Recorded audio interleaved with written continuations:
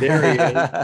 How you going, man? Hey, Good to see ya. good to see you, man. How are you? I'm all right. Jeez, long time. How long you been there? 3 years. Dang, man. I remember the day you told me you were going. I know. Well, of course, the last 2 years, nobody remembers that. So it's like a year. That makes sense. Yeah, Right. because the last 2 years we're all in a coma, Totally. man. Totally. How are you, brother? You're letting your hair grow long. I love it. Oh yeah, it was even longer. It was like down to the middle of my back after the first year, and I did a show with it like that. And then I started getting some auditions, and I thought, okay, this is crazy. And so I cut it a little bit, but it's still growing long. I'm actually thinking I'm going to cut it super short for my next piece. So we're Really? going to just one extreme to the other. Yeah. Wow. What was Yeah. it like having your hair that long again? Well, it's a pain in the ass. I mean, it's like you ever hear women talk about, what do you want to go out Friday night? No, I'm washing my hair Friday night. You go, what do you mean washing your hair? I wash my hair every day. And then you realize that's why you don't want to do it every freaking day because it takes you like a half an hour to dry it and so it's fun. I mean, I got a couple parts with it like that, so it kind of worked. Cool. But then for obvious reasons, it doesn't work for others. So it's like you got to kind of, you mess around. I always say we are just one big experiment, right? And we're free to do whatever we want. So if we want to like lose 50 pounds or gain 50 pounds or grow hair or cut it or, walk with a limp for 2 months and see what that gets you, right? Yeah, absolutely. I wish I wish we found that freedom more consistently, Yeah. I run into so many actors who are so, I guess, kind of paralyzed by fear, wanting to do the right thing, Oh yeah. that they never really fully get to explore what their thing is. And I will tell you, because it happens to all of us, I never thought it would happen to me, but you get old. And one of the great benefits of getting old is you stop giving a I mean, it is the benefit. It is the biggest benefit, and it offsets everything because suddenly you have this freedom. Like I don't give a what you think of me. I don't care what I don't give a shit. It doesn't matter. I'm going to be gone in a certain amount of time. It's like, and it's just like this awakening. And believe me, I was obsessed with what people thought of me for most of my life. As I think a lot of actors are. But yeah, it's the greatest thing. And it's why I think a lot of old people get really cantankerous because it's like you say, well, you want to do this? No, I don't want to do that. Shut up. There's no filter because they don't have to filter anymore. Right. So there's this tremendous freedom, yeah. Interesting. So at what point were you aware that you became that? Let me see if I can ask this. 1942. Yeah, right. At what point did you become aware, oh wow, maybe I give too much of a shit about what other people think? As an actor. You're talking about as an actor. Yeah. I think when I worked on Deadwood, it had tremendous influence on me. Not just because I was so glad to be on it, but because I was around a lot of kind of name actors, big name actors. And I watched them struggle with a scene. And I watched them struggle to learn their lines. And I watched them struggle with pleasing the director. And I watched them struggle with other actors. And I went, they're just like us. They're just like us. Now, something got them to that point, either good looks or amazing talent or luck or all of those. But when I went that, I realized they're just being themselves. And I can do that. I have as much right to be here as any of these guys. Now, I might have more trouble getting in the door. God knows, Anyways, but other than getting in the door and getting cast and being offered the biggest roles, we're no different. We're no different. And then I went, I don't have to be so careful because I see these guys I always tell the story. I saw Powers Booth make a director throw up. He scared him so bad, he made him throw up because he came on the set and I was afraid of Powers Booth, but I love Powers Booth. And he came on the set. The director started giving us some direction. And he said, what the fuck are you talking about? This doesn't make any sense. God damn this. Jeez. How much? He just starts going off and it's like 7 a.m. And people are like, oh God, I can't take it. And this director, I think was a little hungover. And he just freaked him out. And the director went outside and we all saw him barfing out the window because he got so stressed out. But all Powers was doing was just saying, this isn't working for me. And he wasn't afraid to say that. And he had the clout to say that. Now, a guy like me, if I'd said that, they would have said, very nice knowing you, Larry. And here's your final check, But Powers Booth, they can't do that. So they indulged him, but I saw what he was doing was finding himself in the scene. And I thought, God bless you, man. He didn't hurt anybody. Didn't hurt anybody. He got people a little uncomfortable. The actors in the scene were grateful because suddenly there was the scene. Oh my God, he just found the scene for all of us. You know, he just created the freaking scene. And so I love when there's trouble on a set. I love when there's trouble on a set. I don't like to cause trouble on a set, but I love when it happens. I never want to be the guy, because I'm the guy who, when it causes trouble on a set, they fire me because I just don't look like it fits me well. But I looked at him and I said, he's not going to do this scene until he feels right about it. And he claimed that. He said, it's my scene. And I love that. I just love that. Now, there's other actors that will do that and they're assholes. You know, we know that too. Right. And they're just doing it because their ego. And they heard about another actor who did it and they want to something, their muscles the same way. Yeah. But then that just brings everybody down. But he truly was, may he rest in peace, a true actor. I mean, he really wanted to find the scene. He really wanted to find everything in the scene, and he wanted to include you with him. He would take, come on, you're in this with me. You too, come on, we're all here, right? And you just go, yeah, thanks. And he'd bring you into the scene. So I'm trying to come back to the question you asked. When did you realize it? That was kind of the beginning of it. So you were well into your 40s at that point, right? Oh yeah. I'm a real slow, everything I've learned about my own personality and behavior and guts and assertion and pride, it's taken me a long time to learn. I got by on a lot of trickery and talent, thank God. And I got a lot of work that way, but the real true lessons, which a lot of people learn when they're 16, like my dad, because he grew up on the streets of Detroit, you have to learn. I didn't learn until much later in life. It's never too late. It feels just as good. I regret blowing a lot of opportunities, really messing up a lot of auditions and acting opportunities because I didn't have my shit together. But you know, that being said, I certainly see men in actors in their 60s, 70s who haven't found it yet. And I feel, Larry, I think this is one of the reasons why I adore you so much, is that your openness and your honesty, it's so present. You're such an open book. And I have always felt like a late bloomer. Always. So maybe a lot of actors are, maybe because we're childlike, you know, that's one aspect of it. But when you watch a movie, lately I've been watching a lot of TCM, you know, TCM, classics. Yeah. I'm watching Bogart and all these guys who came up doing movies like during and after World War II. These were men, manly freaking men who had to become what they did out of sheer will and force. And they had no choice, you know? And so it's not our fault that we developed late. We weren't faced with, fortunately, the trials and tribulations that those men faced. And you were expected to be able to handle those trials and tribulations. Now everyone's kind of coddled. You know, feelings are very important, and feelings are important. But now there's, you know, you can get by with a lot more these days than you could back then. And that's why I admire those guys. But you said something that reminded me of something I say, what should I talk about? I go, I don't know. But there's one thing I want to tell Josh. My three most favorite words as an artist, three most favorite words in the world are I don't know. I don't know. Because when you don't know, then you're open to learning, obviously, but it also validates your vulnerabilities. It validates your perhaps naivete and immaturity. It says, that's okay. That's where you are. Tomorrow you'll know more. Hopefully. My goal as an actor is to learn. Everything I do, every project I do, people say, well, how many people came to your show? I go, I don't know. I didn't count. It didn't matter. I did this because I wanted to learn. There's no money in theater.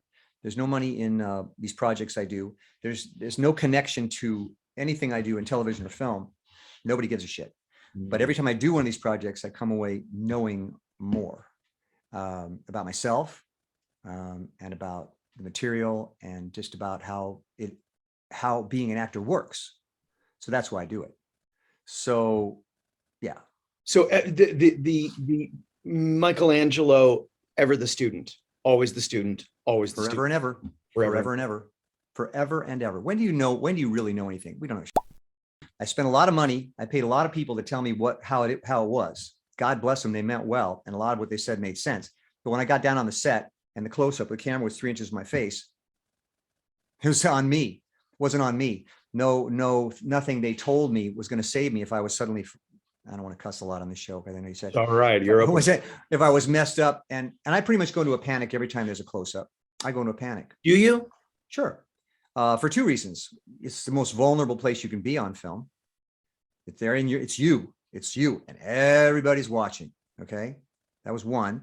And the second is, I'm not always sure what I'm doing. You know how it is. Acting is a slippery art. You may think you know what's going on in the scene. 5 minutes later, it might not work.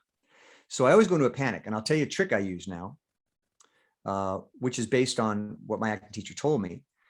If you think about it, if someone puts a demand on you, if someone says to you, okay, you need to do this now, and you're not prepared, there's a lot of feelings you feel. You feel scared. You're going to fail.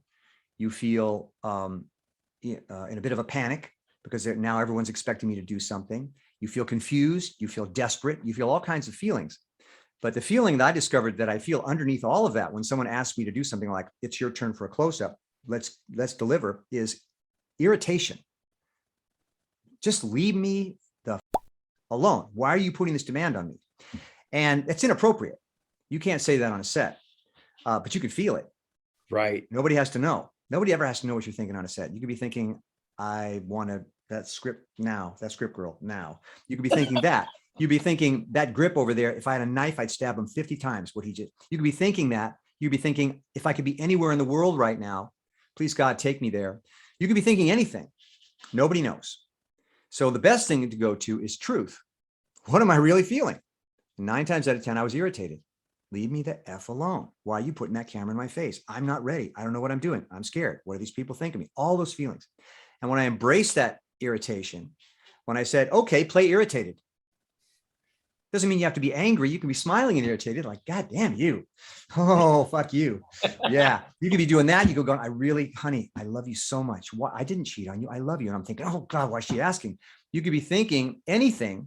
I mean, you could be saying anything, but play that irritation because it's real. And whatever you're feeling on a set, let that feeling happen. That'll bring you back into the reality of the scene. You know, I mean, I take such joy in hearing this, Larry, because you really have always, in my mind, been the consummate working actor, because not only do you have an enviable resume, to say the okay, fair enough. But you also are the guy who's when he's not on set, he's working on his Kafka one-man play.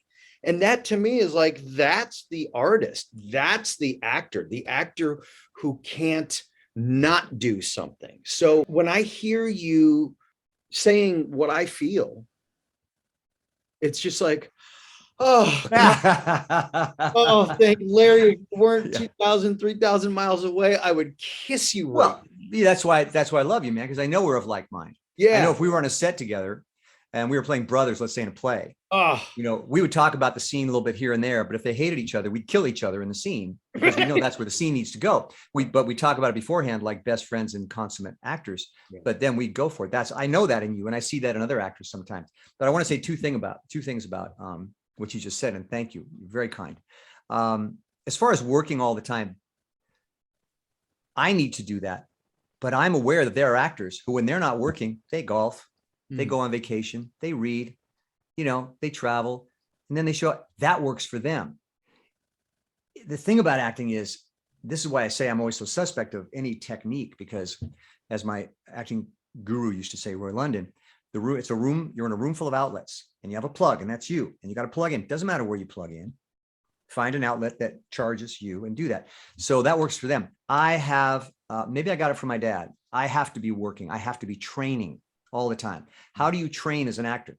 You can't, it's not, I would love to have been a concert pianist. I would love to have been a concert pianist. I love classical music and I love the piano in particular. I also love guitar. And I watch these people online and I go, God, it's so beautiful. How do they get there? They train, they train, they train, they train, they train. It's like they're obsessed with it. So this is my training. Words are my notes. I have to have a lot in my head. My pieces are a concerto. I never forget them. Once I've learned them, I review them. I say them all the time because if I'm called upon to play that concerto, I want to be ready and I don't want to fuck it up. And it's only with practice that you become skilled. And I believe that as an actor. As I said, there are actors who roll out of bed and can be Hamlet, no problem. That's not me. I need to train so that when I come to an audition, I have this depth of material in me. I have this depth of muscle memory in me. I have a constant understanding of human nature in me. I don't let that go away from me. I think about it all the time so that I can get a TV job or a commercial or a voiceover. I'll bring that whole person wherever I go. You know, this memorization thing. I saw the movie Fahrenheit 451. You've seen that movie, right? I haven't seen it. No. Oh, please see this. It's the greatest movie. Especially and of course, now, I assume too. What's that? Especially now with all the craziness going on. Yeah. And what happens is they're burning books. Firemen don't put out fires. They start fires. They burn books, and everyone turns each other in. Books are illegal. So in the jump to the end of the movie, do you know the end? Does it spoil for you? I go for it anyway. What happens is he finally escapes. They try to catch him and kill him because he's a fireman who realizes it's wrong and tries to get out of it. And he escapes to this place where he's been told to go. It's a secret encampment off in the mountains somewhere. And everyone there is walking around with their hands behind their backs, pacing, going. And he goes, what's going on? He says, well, every one of these people has chosen a book to memorize. And that's their book. That guy over there is War and Peace. That guy over there is 1984. That woman over there is, another anything. And so you pick your book. That's your book. And he says, you brought a book with you, didn't you? And of course he did, because he had a favorite book he was worried would be burned. He says, that's your book. Learn it. If this all ever ends, we will all be called upon to recite these books so that they can be made into books again. Wow. And I always remembered that. And I always thought, I want to learn a book someday. I want to learn a book. I want to have a book in me. So I did. There's a book I've learned, but there's also this other material, because I feel like we're kind of like vessels. Actors can be vessels for material, good material. Now I've heard in Russia that the practice in some of the theaters is you have a role, let's say that you've done that you're really good at. Let's say it's King Lear, and you learn that role. And you're expected to know that role, and you're called upon by different regional theaters to come play Lear, and they expect you to come knowing the lines. So we know, Gregor Anatovich, he's a great Lear. Let's call him, see if he's available. He comes in, steps in, they block, and they do the play. So you carry a play in you. So that always fascinated me, because God knows we sit around as actors going, what am I supposed to do for 2 years when there's no auditions? What am I do? I'm losing my freaking mind. And you start to lose your sense of what you are and what you do. So it gives you something, it gives you a mooring. It gives you a mooring, and it's just kind of fun. It's kind of interesting for me. Well, and that it's one thing to go out and pick up somebody else's play, to pick up somebody else's book, to go do that thing, to go do their thing. Right. But that you find your own thing, you create your own thing. How much Dostoevsky did you read? Was it Dostoevsky? Yeah. I have some, I'm going to show you. I have something called the ODK cycle. Okay. I have an Orwell piece. I have a Dostoevsky piece. And I'm working on my 4th Kafka piece. That's this. So that's kind of like, I'm nuts. I'm really nuts. I mean, I really am. I'm Jewish, and I was raised what's called Reform. Reform Judaism is Judaism light. It's like everything's reduced down to a couple of prayers, but I wasn't fascinated with that. I was fascinated with what's called the Orthodox. There's Reform, Orthodox, Reform, Conservative, Orthodox in growing degrees of traditional Orthodoxy. Yeah. So when you go to an Orthodox service, these are guys that have been saying these prayers forever. They started learning them in their youth, and it's it's a thick book of prayers. And they used to sit there and they do what's called davening. They say the prayers and they go like this, and they're talking to God. And I was so fascinated by it. I thought, they're having a real religious experience. I want a real religious experience. How do you do that? So I tried to learn all the prayers. It's impossible. If you didn't learn it from youth, it's Hebrew, but I wanted that experience. And I wanted to have material in me that I could call upon, that anywhere I was, if I had to sit somewhere for 2 hours, I could recite my material. I could, and so this, not all at once, but this became that. I started with Orwell. That was the first show I did, Orwellian. And I learned it. And I did it a couple of times. And then I did Notes from the Underground, Dostoevsky's piece. Did you come to see that one? You came to see it. I saw it online. That's right. And then I started doing the Kafka pieces. And then an interesting thing happened. After I'd done 2 Kafka pieces, I went back to look at the other ones and I didn't remember them. And I hated that. I had them and they're gone. It pissed me off because I want to own them. I don't want to have to go back and start from scratch. So I decided I'm just going to learn them all. I'm going to know them all forever. So I run them every day. And you know, so it's just like, I can say it like a prayer. It is a part of me. And I can bring the character from Dostoevsky into an audition. I can bring the character from Orwell into an audition. I can bring, well, Kafka's crazy, but I can bring some of his, you know, and I never feel like I never feel like I'm adrift. I mean, I do feel adrift about things, but I always feel like I'm connected to my art. You know what I mean? Yeah. And like I said, there's a line out of a play. Anyway, there's a guy talks about how his mind is like a furnace. It's like a freaking furnace. He's kind of, you know, he's crazy. The character's crazy. And he's trying to explain to this guy why he's so crazy. He says, my mind is like a furnace. He said, there's a fire roaring in there. And if I don't feed wood into that fire on a regular basis or coal or something, the thing will just destroy itself. Because I need wood. I need fuel to burn. I have to burn. And that's kind of the way I feel. Thank God my wife is tolerant of, because I put a lot of time in studying and reciting, but she directs my shows. So she's grateful because I come into the shows, you know, knowing my lines and ready to work. Yeah. And that's the other thing. You've done a play. There's no better feeling than when the words are yours. Oh man. It's freedom, right? It's freedom. Yeah. Because then you can take that trip into that time and space. You can leave yourself and go into that world, which is, I think, the addictive part of acting is that we're literally time travelers. Yes. And it's a high like no other, you know?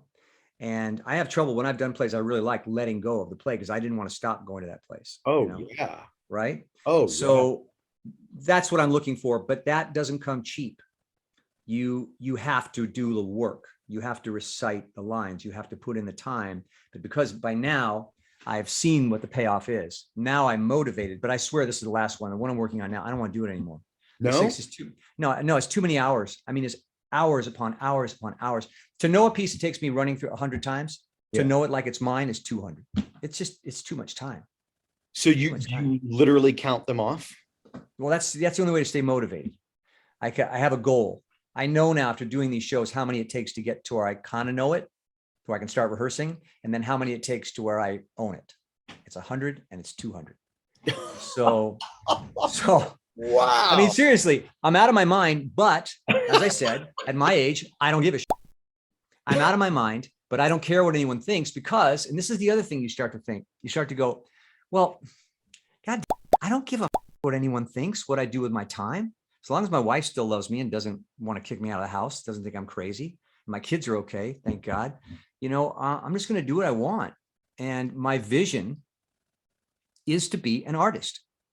We don't get enough opportunities to demonstrate our artistry. You know, and we need to make money.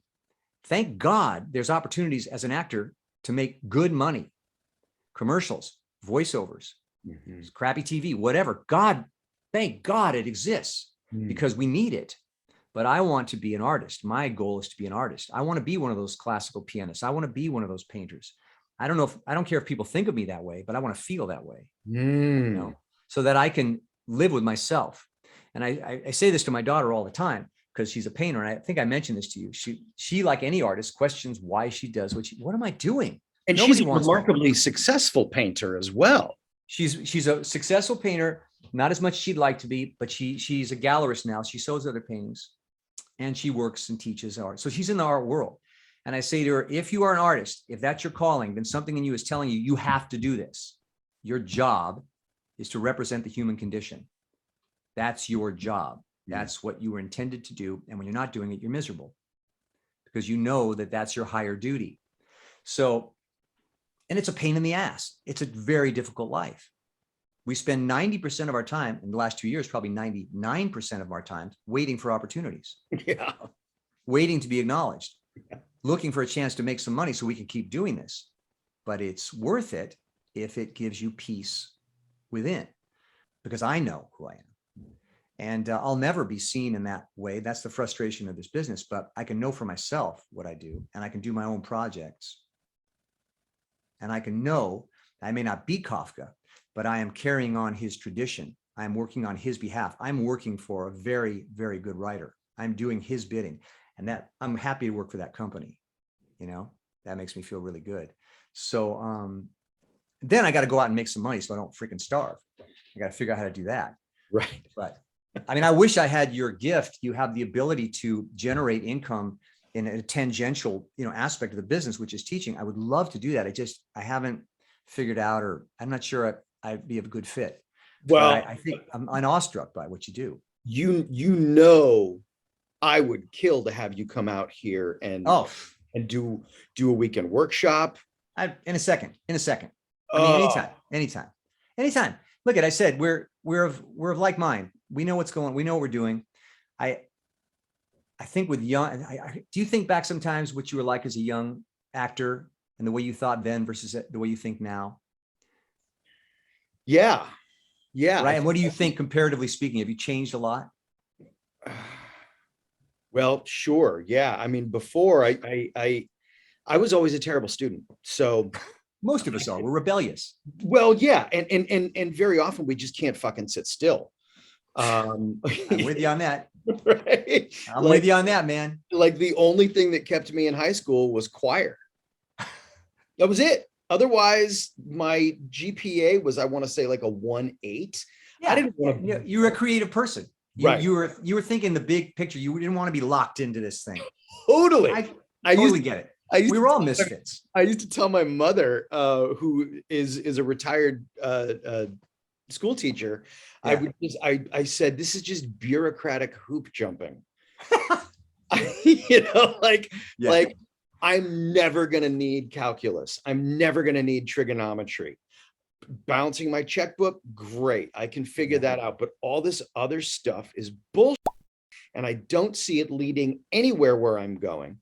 Yeah. So I was certainly, I think as a younger artist, I was much more like, let's build a barn and throw up a stage and let's put on a fucking play.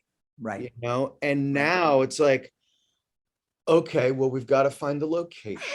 I know. We've got to get insurance. I know. Let me talk to some rich people who hopefully have some expendable income that can help us.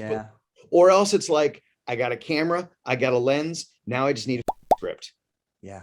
Because I can direct it. I can do that. But I do think differently. I was a terrible student, so I was always kind of self-motivated, and it was always like, gimme. I want some of that. And although that is still there, that sadly, that drive and that passion is tempered by years of being in this business.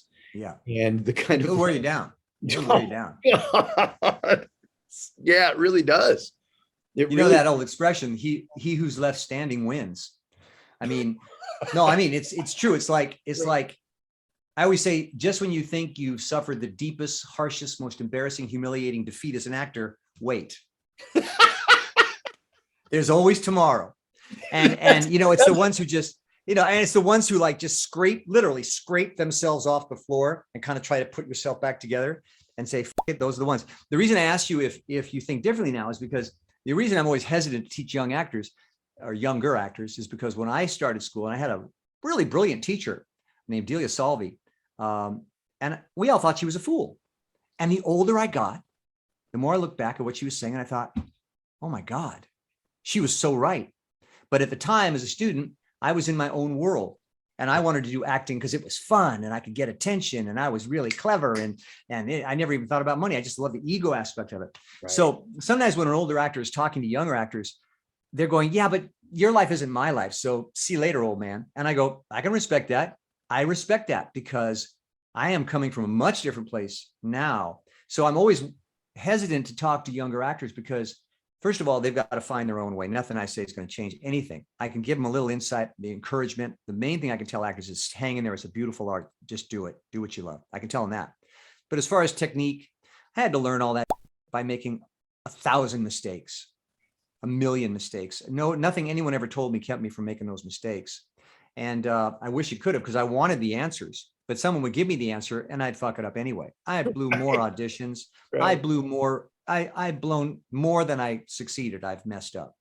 You know that, right? That's the nature of the business. I mean, yes, I know that in my life, but I look at your resume and I go, okay, it makes sense that Larry would have gone through that too, but Larry's got such an amazing body of work. And you know what, like if you haven't gathered this already, Larry, I really look up to you. Well, likewise. I'm telling you, it's the greatest pleasure to talk to you and see you, because we, like I say, we think the same. Yeah. I know we see things the same way, and I can see that in an actor's eyes when I work with them. The minute I get in a set, I'll see, is this person, are they there or are they somewhere, you know? And you deal with whatever you got to deal with. But no, I know that about you. I know. Let me ask you this: you just mentioned Delia Salvi. Is that her name? Do you know Delia Salvi? I don't, but I want to know what was so foolish about her in your youth. What was it that you were like, that's bullshit, that doesn't apply to me? She was talking about craft. I don't give a shit about craft. I want to act. I want to, you know, I want to be funny. I want applause, you know. I mean, she was talking about craft, working the craft. That meant nothing to me. She would talk about, I swear to you, this is the first lesson I ever received in acting training, because I didn't start acting till my graduate school. I was going to go to law school. Really? At the last minute, applied to acting school, got in. It's a whole story. And bell went off in my head and I went, that's what I'm supposed to do. So the first day of the first year of my MFA program in acting class, she had us sit in a chair and do nothing but be silent and still for about 15 minutes, which was torture. Yeah. And all I'm thinking is, why are we doing this? What are we doing? This isn't acting. What are we doing? What are we doing this? What a waste of time. I'm paying a lot of money for this. All that's going through my head. Now, flash forward 40 some years. That's the most brilliant thing I've ever learned. If you can learn to be silent and still as an actor, silent and still, that will save you in an unimaginable number of situations.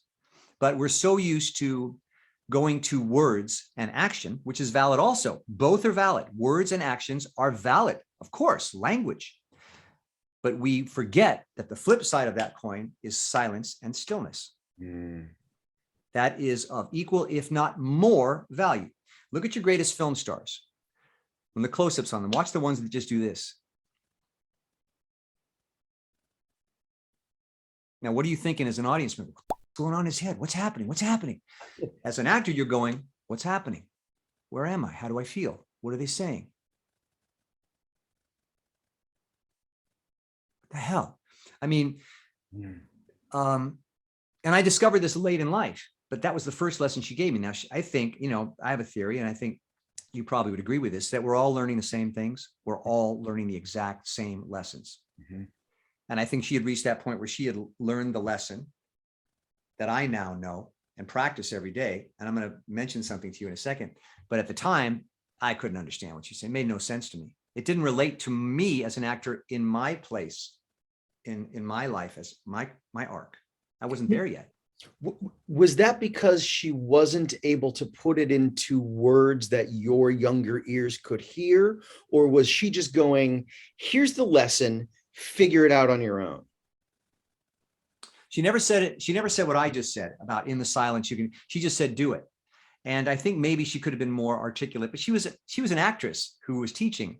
She was a brilliant actress. I saw her do other stuff. So maybe that wasn't her skill. Had she said that, I might've understood, but I was much more interested. Does Vicky think I'm cute?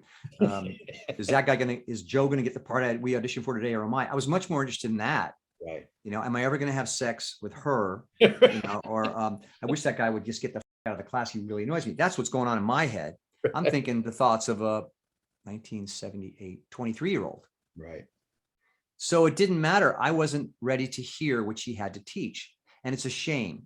And even if I had understood, it might not have related, because the beauty of younger actors is they don't really think. They just kind of are instinctive. So you don't want to take that away from them. You said the other day that you tell your students sometimes you can't just take a 6-week class and then expect your career to take off. Well, I would maybe disagree with that. I think you maybe can, because what youth has that we don't have is a lack of self-consciousness in a way. I'm just me. I just have, they're coming out all over the place, and they're a little out of control and unpredictable and maybe not professional, but they have what we all want, which is pure youthful energy. So they might very well get work. And if they've got their shit together, they'll keep getting work, So that's why I'm like, I started out saying to you yesterday, I'm hesitant sometimes to teach or explain things, because I'm just talking about, I hate this, it sounds egotistical. I'm just talking about me. Yeah. Works for me. And you're talking about works for you. Yeah.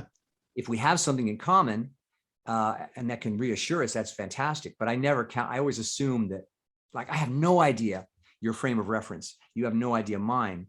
And like I said, if we were on a set together, you ever worked with an actor that goes, hey, listen, on your close-up, you know what you should do? You ever have an actor try to tell you what to do? Yeah. Right. Oh, and, yeah. And you just go, dude, or miss, you have no idea what's going on in my head right now. You have no idea. And you're telling me it's not helping. So again, irritation, get the out of my face. It's so irritating being on a set. There's nothing more irritating. It's thrilling and exciting, but you got a million people, a million distractions. You got egos all over the place. You're trying to remember your lines. You're dabbing your freaking face with makeup and shit like that. Your costume doesn't fit. You're asking the prop guy if you can do this, and he's saying, no, leave it alone. You're like this. Maybe you're a guest star. You're only there for one day. Everyone else has been there for 5 months. They don't give a shit about you. They just want you to remember your lines and get the frick off the set, right? So there's a million things to irritate you. So play it. I mean, I guarantee you walk onto a set, you're going to be, aside from being scared and confused and thrilled, you're going to be irritated. So play it, It's so fun. I mean, this is the beauty of what we do. We don't try to get away from human nature and feelings. We try to study them and play them. So anything goes. That was the most reassuring thing my acting teacher ever told me. He said, doesn't matter what you're feeling on any particular day. That's what you're feeling. Play it. And truth will always carry you. I think there are a lot of actors right now who kind of come at it from the final product. I want to look like that. How do I create that look? And I have to go, that is absolutely the wrong way to approach this. And if that's the way you're approaching your craft, then you're not really clear on what this craft is. This craft is, we are emotional messes. We're, nobody goes to see a movie to watch everybody get along. Nobody turns on Mayor of Easttown to watch Kate Winslet have a just another Tuesday.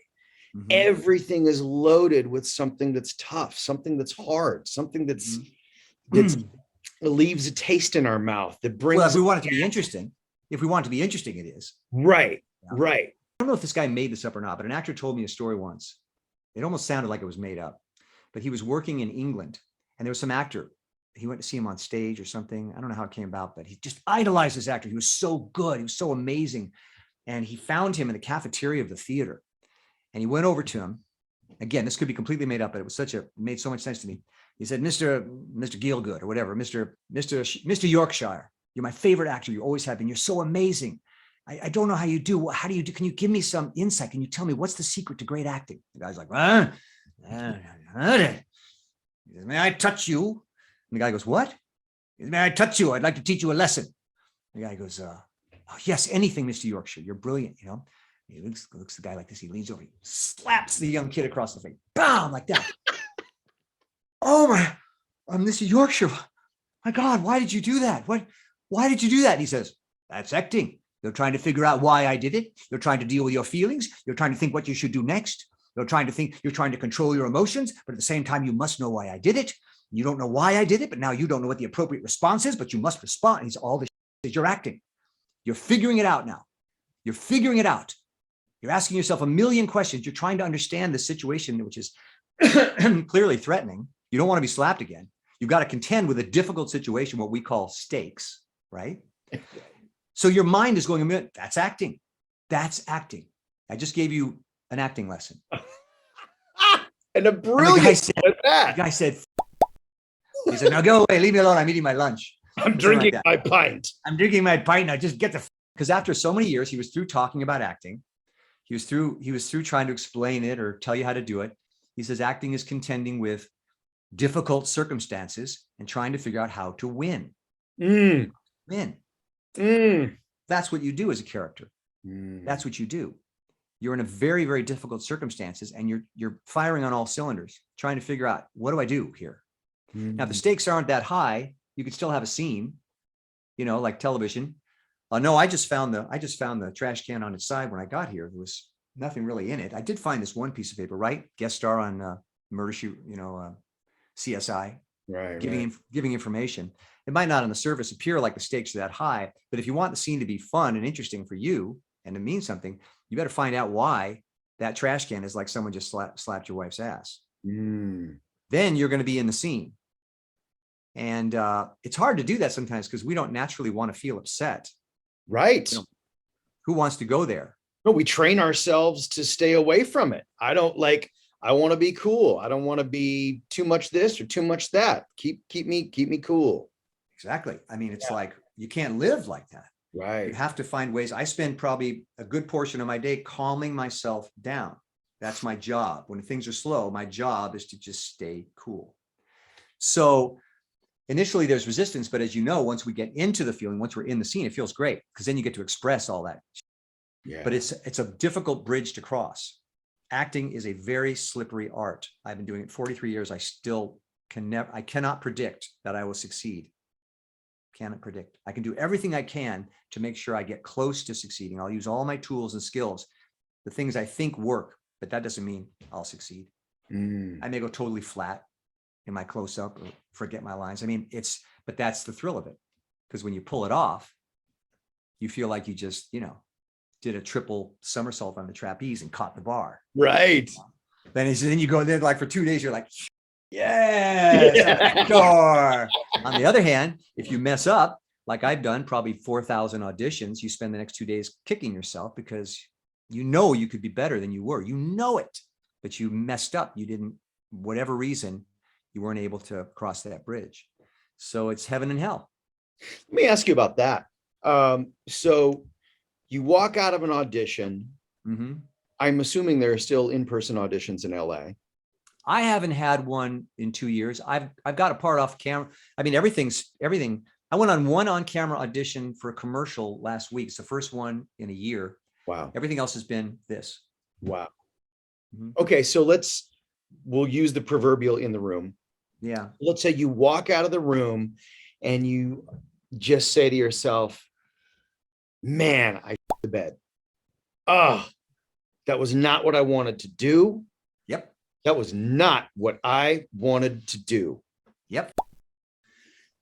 How often do you kick that door back down and go, that was terrible. I didn't like that. I want another shot. I've done it one time. Really? Yep. I was on the Sony lot and I did the audition. I was halfway back to my car. And you know how they make you park for these auditions, like 5 miles away. I'm halfway back to my car and I went, I do not want to go home and be pissed at myself for 3 days. I'm sick of that. I don't want to have that. I'm going to go back and I'm going to tell them I can do it better. I know I can. And that way, at least I'll give a good audition. At this point, even if I don't get the part, I want the satisfaction of showing them what I know I can do. Yeah. So I knock on the door. I've asked other times and they said no, but this time I knocked on the door and I said, can I please? And they looked at each other and went, yeah, okay. And I went, great. Do you know that I was just as bad the second time? Just as bad, maybe worse. So that just goes to show you, in your head, you think you can do it, but brilliant acting in your head is worth shit. Brilliant acting in your head never translates into acting. Only what happens in the moment is what counts. And it wasn't better, which made it twice as embarrassing because now it's bad twice. But I couldn't even tell you how many auditions I've just blown it. And the hardest part of the whole thing was just trying to forget about it for the next week. And eventually your brain just gives up and just says, okay, fine, I blew it. So what? My biggest fear is always that, not that I blew the audition, but that my agents will give up on me and stop getting work. I don't want I don't want it to be so bad that people stop believing in me. That's my big fear. Oh, I I have don't. bad auditions. Well, that's so funny that you say that, because Liam Neeson always says that his greatest fear is that the movie he's working on right now is the Yeah. last movie he's ever going to do. He's just like, that's what I'm talking about Deadwood. You work with these big stars. They think the same way we do. They think exactly the same. I mean, everybody thinks that. I auditioned for something once, and I was having, when has it not been a struggle? But I was having a particularly bad time in my career. And I got an audition for the movie I, Robot. Remember I, Robot? Yeah. For the part of the robot. And I thought, I know I can do that. I know I can do that. And I started panicking and freaking out because I've got to give a good audition. I've got to get this part, which I subsequently, of course, didn't get. But I went to my acting teacher at the time, and I said, you've got to help me. And he was so kind. And he said, come over after I'm teaching a class tonight. Come over. I'm going to give you a private coaching on it. So he did. And then he said, walk down with me to the garage, Larry. Come, I'll give you a ride back up to your car. And I get in the car with him. And I said, this means so much to me. Thank you so much. And he goes, yeah, I'm sorry, Larry. I didn't realize this was the last audition you were ever going to have. Like that. And I said, well, no, probably not. And he goes, well, you're acting like it is. So calm down. It's just a movie, you know? And he was so right. But it's hard to remember that because you always think it's the last audition. It's the last movie. It's the last TV show I'll ever get. I went 10 years without getting a commercial. Did you really? Yeah. 10 years. And then I got one, and then it didn't air. And this is after you already had how many commercials under your belt? I had a lot. I mean, when I was younger, when I first entered the business, I looked, like what they were looking for a lot. And so I worked a lot, but then it just kind of stopped, and I realized I'd reached an age where I wasn't the young guy anymore. I wasn't really a young dad. I'm not quite a grandfather. So, so sometimes it does feel like the last, but you got to just got to keep doing what you do, and trust. I mean, my plan now is I'd like to be a successful older actor. I want to be the guy they call for Lear. I want to be the guy they call to play Scrooge. I want to be the guy they call for Fagin or any old man. I don't care how I look. I don't care how ugly I get. I don't care how wrinkled I get. As long as I can get on my feet and get to the audition and get to the job. I mean, I just want to work. I'd love to have a career as an old man. Well, isn't that ultimately the goal, to be able to go from playing Romeo to Lear? Yeah, sure. And everything in between, whether it's big or small, but getting to explore all of the possibilities that God gave you in this. Yeah. And the real benefit is now I'm looking at roles that are appropriate for my age. And that's a whole new area. I mean, it's not like you get tired because I had to play the same character my whole life. I played a range of characters, and now I'm playing older men. And I like it. I like playing cantankerous, old, crazy men. Whatever you want me to do, because that's now going to be my thing, so yeah, I mean, that's the great thing about being a character actor is that, they don't stop writing parts for old men. There's not much there out there for you, but there's old men. And that's the thing about stage that's so satisfying is, and that's why another reason I do these projects is I can do whatever I want on stage. I cast myself. And these are projects which are virtually no budget projects. Right. So I can keep exploring that on my own, yeah, I mean, wow. Crazy, huh? I remember calling you before I moved to Atlanta. Yeah. I can't remember exactly the situation. I remember that phone call. I don't remember exactly what we talked about either, but I do remember you calling me. What did you ask me? So I called you and I said, Larry, I have a situation and I think I'm doing battle with my ego. And I said, gee, when does that ever happen? Yeah, right. Yeah. I said, they're offering me the role, but they're not giving me guest star. They have to keep it at co-star. And I said, you were. What did I say? Well, you were brilliant, honestly. You were. I'm trying to think what I would have said. You were like Obi-Wan. And I said, you work all the time. I would kill to have your career. I would kill to have a portion of what you've got, because I'm just so enamored of what you do and your connection and your commitment and the fact that you do so much. I said, please, no, I know. Stop, please, no more. No more. No, just stop it. You're embarrassing. Anyways, go on. And I just said, what do you do in situations like this? When do you do you fight for what's yours and like, no, I want the guest star? Or do you just take the job and you go, I just like to work? I thought that's what I was going to say. I couldn't remember, but that's what I would say now. Yeah, that's what I would Well, say. and it was such that loving, gentle slap across the face for me. Did you take it? I did take it. Did you have a good time? Because I was like, I don't even remember what the job was. But I remember at the time just going, oh, God damn it, Larry's right. Larry's right. He's right. What am I doing thinking that I deserve this thing, or that I've earned? Maybe I have earned it in some way, but like, that's my ego talking, and I just want to be a kid in the sandbox. There's a game that's played, the Hollywood game, with your billing and the size of your trailer and where your name is in the titles and all that stuff. And I recognize that's a game that needs to be played because that's how you progress, let's say. But I love being on sets. I love being on the lot. Whenever I get on the lot, I feel like I've been given tickets to Disneyland. I love being given a trailer. I love being given wardrobe. I love being brought to the scene. I like rehearsing the scene. I like being directed. I like watching the camera move. I like when it comes in. I just love it. I just love it. Yeah. I love when they rap and you feel like you did it. I love the makeup trailer, where there's all the gossip in the makeup trailer. I love that. I freaking love it. And it's so rare that we get to do it. God willing, you and I both should get on a series and just get tired of it. Those people who come onto a series and they're tired of it and you go, I got to respect that. You've been doing this for 12 hours a day for 6 months. I got to respect that. You guys are exhausted. Yeah. And I hope I never get to where it seems that blasé. That would be a great problem to have. Well, somebody said to me the other day, said, God, the makeup that person has to wear, the hours they work. And I go, yeah, but at the end of the week, there's a big fat check. And that eases the pain. That really eases the pain. Sure does. So, I mean, but I'm at a place now, for many years, I wanted to do film. I say to my agents, give me film. I don't care if it's a low budget. No, I want to be in a film. I want to get into the character. Now I've changed. Now it's like, now I want to do TV. I want to do TV. It's fast. The money's great. There's residuals.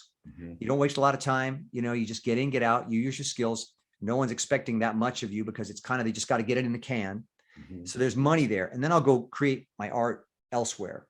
Sometimes television can be gratifying, but you talk about a show like Deadwood, which was very gratifying. That wasn't a normal television show. Every episode was shot like a feature. They would take a month to shoot an episode. That's unheard of. Seriously? It was ridiculous. It's one of the reasons that it ended, because it was just so expensive. Wow. That's why it looked so good. That's why the scenes were so good. David Milch would come in before every scene and he'd just sit down and talk to us about the meaning of the scene and, how it related to the overall picture. And this is what your character wants. And so there's an hour right there. Then they'd block it. Then they'd shoot like 30 takes. Then they'd come around for coverage. It was crazy. I lucked out on that one. How long were you on that show? 3 seasons. Oh, there were 36 how many episodes did I do? I don't know. That was never made a regular. I was a guest star. They never told you. Really? There were a handful of people they made regulars, and they got a contract and everything. But guys like me, we were just like, yeah, we'll call you when we call you. And you would say, yes, please, anytime. So I'll be waiting in the corner. I won't even leave the studio. I'll just sit here and wait. When you want me, I'll be ready. We're also like grateful, to be on the show. And like, I remember my agent, are you with AKA commercially? No, I used to be with I'm still with SBV commercially. Okay. Yeah. So my agent, Mike Abrams from AKA, calls me. He's got a commercial. They want to put me on a veil for a commercial. And it's a big one. And I'm like, oh, that's great, Mike, but I can't accept an avail because I never know when they're ready to book it. Maybe I can talk, but I got to be available for Deadwood. And silence on the other end. He's like, what the hell are you talking about? I said, you don't understand. If you say no to them once, you're off the show. Really? There's like, either you want to be on the show or you don't. And if you're not available, we'll move on. Your character's gone. So you had to kind of sit like this for 3 years, just kind of, but it was worth it. But I had to pass on some stuff. I also couldn't shave my beard. So I'd get a job and they say, you got to shave your beard. I did a commercial for Joe Pitka. And I told them at the audition, I can't shave the beard because I never know when they're going to, well, are you working next week? I don't know, but they might.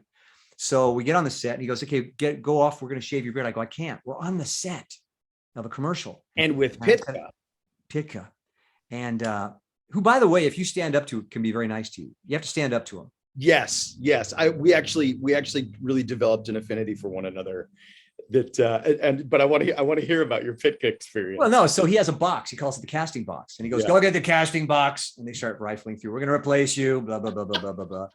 And I'm like, oh, business, you get one. You can't win. I'm like, ugh. I'm getting ready to get undressed and take my, knock on the door. Okay, he said it's okay. Come on to set. That was it. Spot never aired though. I don't know if that was my fault. No. You think they're not going to air a spot that they spent $250,000 on because one guy couldn't? No idea. I don't know what works. I don't know. I don't understand anything. Just keep going. Right. So you worked for how many times you worked for Pitka? Once, twice? Usually works with people like once or twice, more sometimes. Well, he and I hit it off. The first job that I had with him, he was atrocious, and I damn near told him to go fuck himself in the middle of the set. He would have loved that. He would have loved that, yeah, and I should have probably, but I'm sitting on a couch just off frame. So like here I am, I've got however many commercials under my belt, and I'm thinking, oh, this is going to be great. I'm going to get this great spot. I'm going to work with Pitka. No, he puts me off frame. So I'm sitting there kind of going, I thought I had a bigger part in this. This is another ego battle. So I have a book on set with me, and I hide it underneath the couch, and he goes, all right, let's break for 5. So I just sit there, I pull out my book, and I start reading, and he walks up to me and he goes, oh, you read, huh? And I go, yeah, Joe, I read. And he goes, put the book away. Don't be a dick.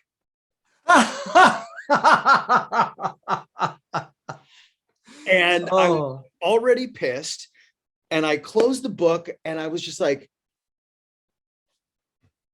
okay, do I tell him he's a punk and leave? Do I tell him to go himself and leave?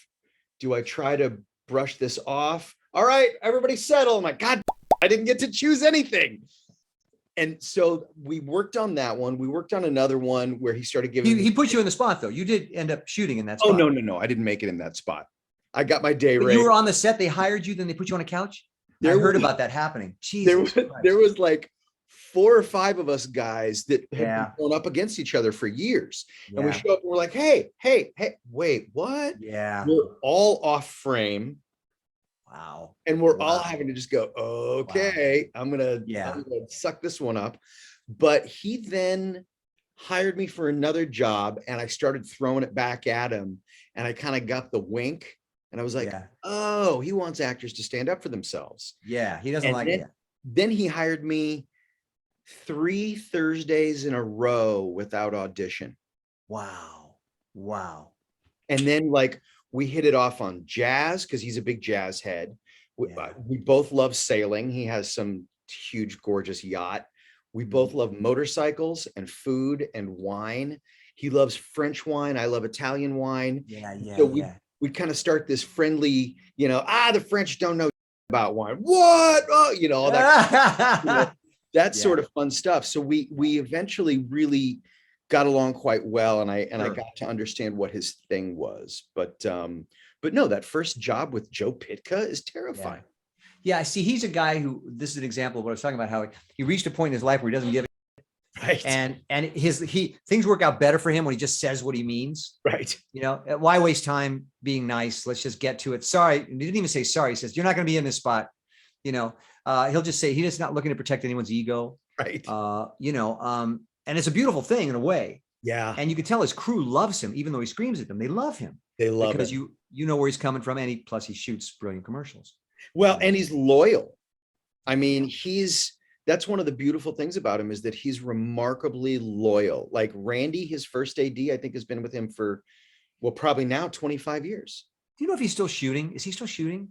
He takes a lot of time off right now. I think his girls are in high school or college. He must have shot how many? 10,000 commercials? I mean, last I heard was like 5, something. Jesus. Yeah. Just like, how do you get there? Yeah. And I think you get there a lot by what you said early on. And that is, this is what I'm doing. Mm-hmm. Nothing else matters. I'm doing this. Go for yourselves. I'm protecting my thing. You hired me to do this, so this is what I'm going to do. Yeah. And he's one of the only directors out there who will pick up the spot and go, "Who wrote this?" Yeah, that's right. You don't write any more today. Go do something. Yeah. He'll tell the agency to go f themselves, which is astounding to me. Yeah. No, it's a beautiful thing. I mean, if you can handle it, and you accept the fact that you might very well get fired, you can have a really good time. Right. You can have a good time. It can be fun because he makes good stuff. Yeah. Let me ask you this: you teach commercial acting. You teach a regular acting class, right? You do any other specialty stuff like film, like particular? I'm teaching VO. Okay, VO, yeah. Which is, largely kind of welcome to VO. Here's, it's basically acting 101. Yeah. I don't want to hear your voiceover sound. I want to hear you. Yeah. But I'm really considering right now kind of an acting umami sort of thing. The idea being kind of based on a quote by Miles Davis, who said, who talked about the music in between the notes. And if the lines are the notes, then what is the music in between the notes that gives those lines so much more weight, so much more heart, so much more personality, so much more depth? Because so many actors here in Atlanta, and I think it's really true all over, until we reach the point of going, oh, this is not what it's about. So many actors focus on getting it right. And I'm having to just pound it into people's head. There is no right. There's more appropriate. There's some things that work better than others, but the casting director is not necessarily looking for something specific. What they're looking for is you. And so I want to delve into that more. I want to. That's totally on the money, man. That's totally, absolutely true. Anybody can do a traditional interpretation of a scene, but they want to see what you bring to it. Did you ever see the movie Mulholland Drive? Yeah, David Lynch's. Years, but yeah. Okay, so I remember a lot about that movie, but one thing in particular I remember, there's the actress now played by Naomi Watts, who comes to LA to try to make it, and she's trying to get ready for this audition, and she's rehearsing with her roommate. And she plays, it's a scene about, she's accusing him of cheating on something where she's given this boyfriend a hard time about well, why would you do that? Why did you do this? Where did you go? So she's rehearsing and she's going, why did you do that? Where did you go? Why, who's this woman? And she's playing it totally like you would expect it to be played. Then she goes to the audition and she gets in real close to him. She starts literally just trying to seduce him, why? Why did you do this? And she's just up against him. And every line is just a seduction. It has nothing to do with it. The line's not the scene's not an interrogation. It's a seduction. Same lines, same actress. And it's so riveting because suddenly it's real. You see it happening. She's made that connection, that physical connection, and she's working this guy and he's responding. There's something going on between them. It's not a woman yelling at a guy who's standing like this. Never forgot that because I thought it's what I call the rule of opposites. Think of the way you think the scene should be played. Now play completely the opposite, just for kicks, see what happens. Because you're absolutely right. I'm guilty of this. My wife, Pam, she always tells me this when I do a scene. She goes, well, I guess that's how you think it's supposed to be played. And I go, what do you mean? Well, she goes, you don't have to do the scene the way it looks on the surface. Find the undercurrent, and we know that that's basic acting stuff, but we forget. We want to please actors. We want to give them what they want so they can get the job. They look at it and go, oh, this is about a guy who's complaining that the work wasn't done correctly. So he's angry. So I'll give them that. No, it could be, this is a guy who loves this worker and is going, you up. I love you. I love how you up, man. Get up again.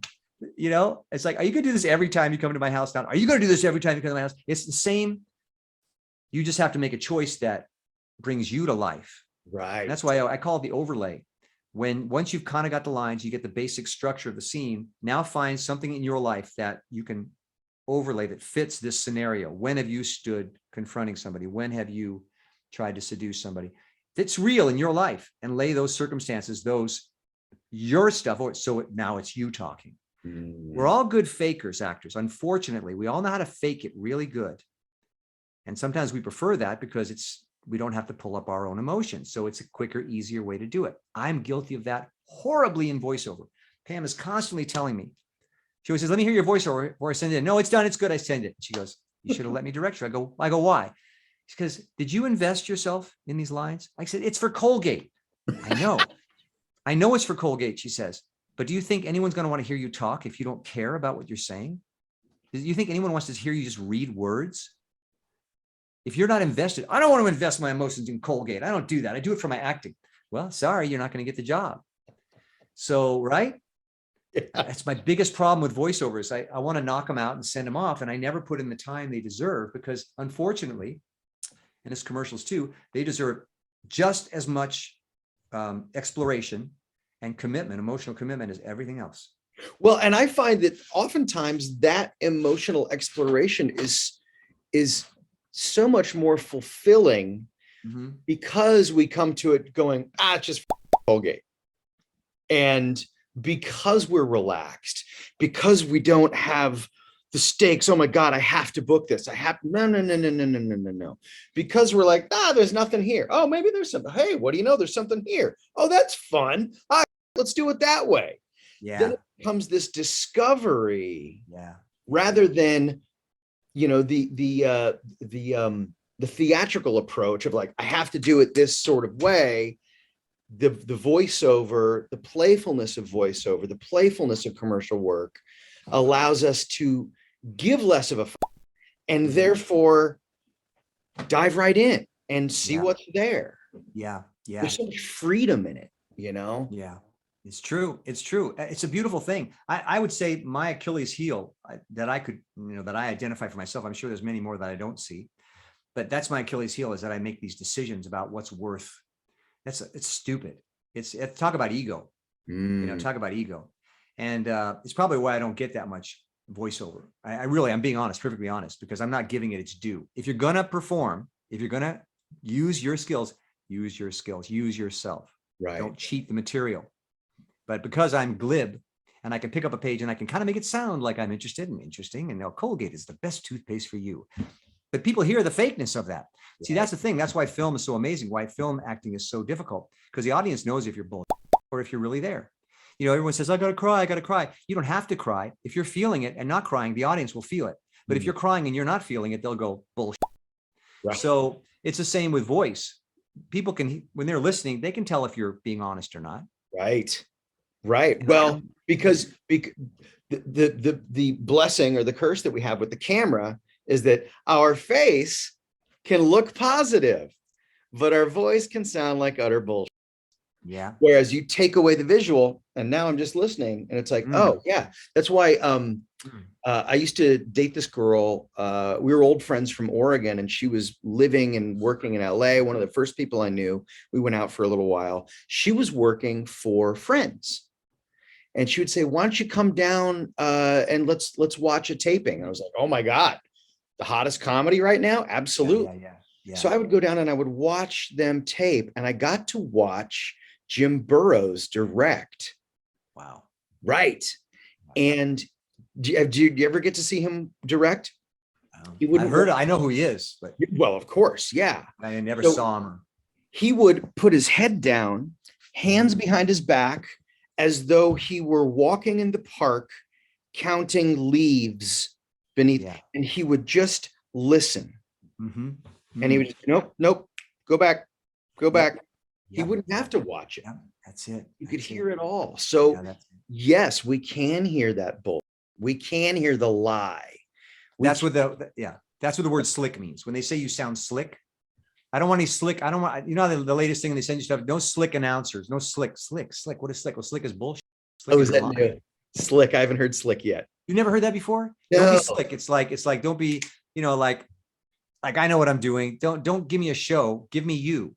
Right. I get mad at myself because I try.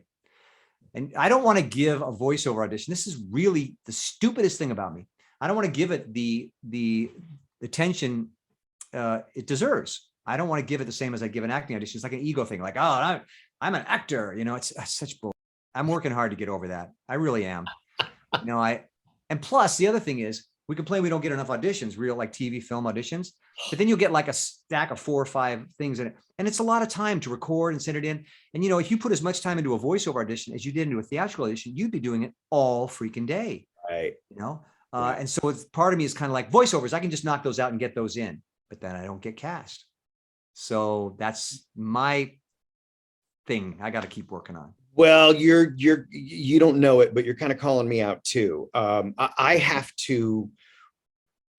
I know that I can over focus on voiceover.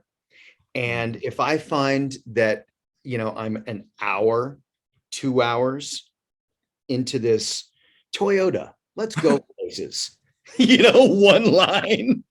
I'm laughing because I've said that Toyota so many times. Toyota. I mean, oh God, shut up, Larry. You know Robin SPV, right? Yeah, yeah. Okay. So one time I said to her, I probably shouldn't have, because I was just basically saying, just cut my throat and throw me in the river. I said, why, Robin? Why don't I get more work? She goes, oh, Larry, well, you have a kind of way of reading. That's the way voiceovers used to be done, but they're not done that way now. I said, well, what do you mean? She goes, I'm going to send you some links of the guys that work all the time at SPV. Okay. But you mustn't, you know, tell them I did this. And I want you to hear what's going on now, what's being cast now.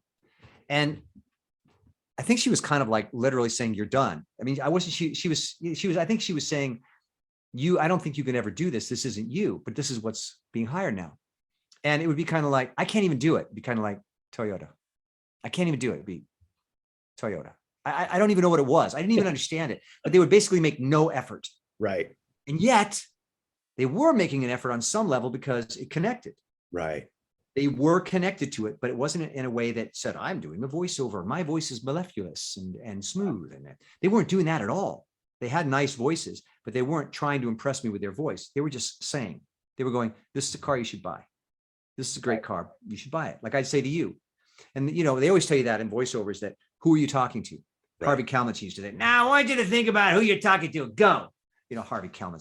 But he was right. And I tried for a while to be those guys, but it's just like, I'm not good at certain things. I'll never be one of those actors that can do what's called a dry read, sarcastic read. Yeah. And you've either got that or you don't. And I saw that this is what they want. And these guys are really good at it. And that's why they work all the time. Right. You could try, but that's their truth. That's who they are. I'm an animated guy. I talk, this is the way I talk. And that's not what they're buying now. Right. So I do my best. Well, it's hard to know, like, you know, we can go back over the decades and go, oh, there was a sound to actors in the 70s. Yeah. There was a pattern of speech, you know, with those Bogarts, with the guys of that era. That's right. It was always a little bit through the nose, maybe. Yeah. It was always a bit, maybe it had some flat to it, or had some, that, you know, there was something working about it. Yeah, you know, yeah. And then there were the guys earlier on, maybe, who were, well, let's perhaps. But I think we should I think we should take a trip overseas, darling. What do you think? Yes, yes, wonderful for our marriage. Yeah. That's where I belonged. I was reincarnated. I belonged in the 40s, you know? You're right. Yeah. You're right. Right. It had that kind of mid-Atlantic sort of almost English elegance. It was called mid-Atlantic because it was halfway there. Yeah. Yeah. So there's a story that Charles Grodin, may he rest in peace. God, what a great actor. Tell the story about how he got onto a set with Charles Bronson, and they were on a set together. And back then, the deeper your voice, you know, there was. So you go, hey, Charles, how you doing? Charles would go, I'm fine. How are you? And he go, well, I'm fine too. Oh, well, I'm doing okay too. What am I going to do this? And as they were talking, their voices were getting lower and lower and lower. You know, it was a grumble, because that meant something. I mean, like I said, my latest thing is I'm fascinated with how masculine these stars of that era were. Mm-hmm. Unapologetically masculine. Mm-hmm. Made no bones about it. I could kick your ass. Right. You better not cross me. And if you're I ought to pound you. Yeah, that's right. And you know, I mean, it was a beautiful thing. You know. Well, we've lost some of that masculinity. Well, who's out there now? That's like, who would you say is like the most masculine actor out there? I mean, well, okay. So I've actually had this conversation with a lot of actors on sets, and I'll go, name me a masculine American actor under 60. Well, we got to knock off Daniel Day-Lewis. I mean, he's masculine, but he's Irish. Yeah, well, that's right. That's true. But I was thinking, who are our greatest actors now? Okay, you know who's masculine? I really think is masculine is Joker. Oh, Joaquin Phoenix. Joaquin Phoenix. I think he's masculine. I do. He has a sensitivity to him, but he's not afraid to show his anger or his physical violence. Interesting. Or his desire. I've seen him in movies really take a woman, if you will. Yeah. If you're allowed to say that anymore, but take a woman romantically, physically, which I think is masculine quality. So I would say him. Interesting. I never would have considered that. I'll have to. You know what? In comparison to the old days, they're not. The same with Christian Bale. Christian Bale's pretty masculine, but it's a modern masculinity. So I guess Joaquin's and Christian Bale's are a modern masculinity. Right. They also know how to be sensitive, right, and quiet, and just, which the other guys, they weren't allowed to have doubt. Right. So so even those guys. I look back at one of my favorites is Gene Hackman. Oh yeah, that's the last of the greats. That's the guy. Right. Yes. I just discovered I discovered this movie called Scarecrow. Remember Scarecrow? Oh, one of the best movies ever with Al Pacino. I had never heard of this movie. I'm like, what the hell is this? Oscars? Why have I never heard of this film? Oh no, I press play and I'm like, I've never seen Al Pacino like this. And this is such quintessential Gene Hackman. Oh yeah. That this is a different era of man. This is a man who was ready to defend. This is an era of masculinity. And it was kind of this kind of collision of this goofy, sweet, childlike Al Pacino and this kind of rattled, driven, focused Gene Hackman. Yep. I was just like, what a beautiful dance of odd forms of masculinity. And I've always found myself aspiring to that sort of Gene Hackman masculinity. Oh yeah. Yeah. No. And that when he beats that guy up at the end of the movie, the guy who I felt such